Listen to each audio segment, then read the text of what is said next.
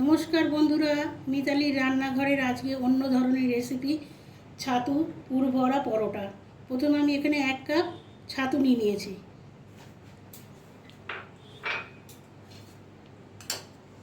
এর মধ্যে আমি সামান্য পরিমাণে আদার কুচি দিলাম,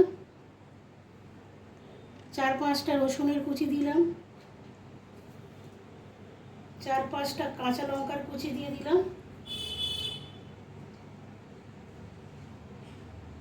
আধখানা পেঁয়াজের কুচি দিয়েছি,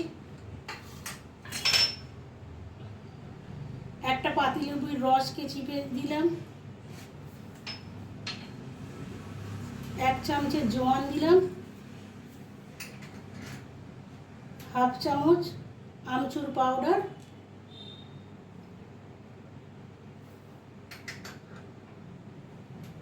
আর 1/2 চামচ চাট মশলা।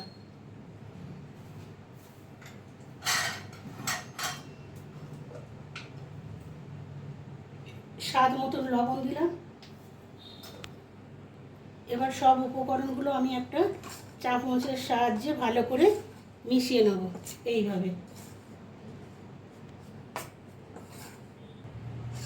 এখানে আমি আগে থেকে ময়দা মেখে এরকম করে লেচি কেটে রেখেছি। যেমন লুচি পরোটার ময়াম দিয়ে ময়দা মাখেন ওইরকম করেই মাখবেন। আমি এখানে খোল করে নিচ্ছি।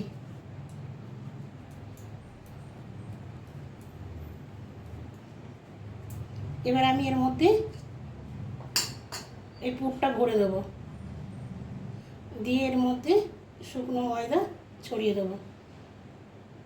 এইভাবে আমি সব কটা লেচিতে পুর ভরে নেব। বন্ধুরা, এইভাবে আমি সব কটা পুর করে ভরে নিয়েছি এর মধ্যে। এবার আমি এগুলো রুটির মতন গোল করে বেলবো। খুব সাবধানে বেলতে হবে, যেন না ভেতর থেকে কোনো জিনিসপত্র বেরিয়ে যায়। আমি গ্যাসের চাটুটা বসিয়ে দিয়েছি।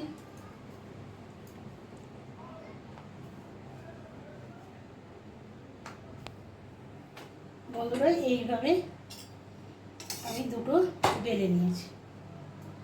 গ্যাসটা একটু আঁচটা জোরে দিয়ে দিলাম।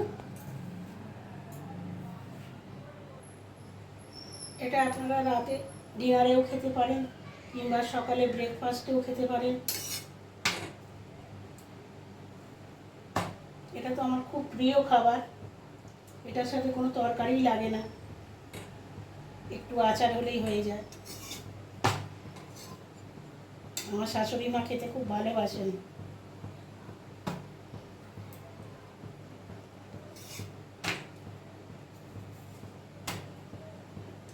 এবার আমি এটা তেল দিয়ে ভেজে নেব। আপনারা পারলে রুটির মতন সেঁকেও নিতে পারেন, আর আটা দিয়েও করতে পারেন। আমি এখানে ময়দা দিয়ে করছি।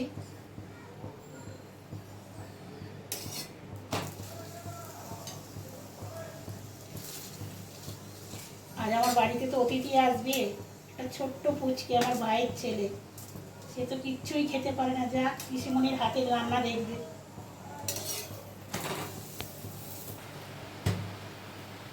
বন্ধুরা, এবার আমি গ্যাসটা বন্ধ করে দিচ্ছি।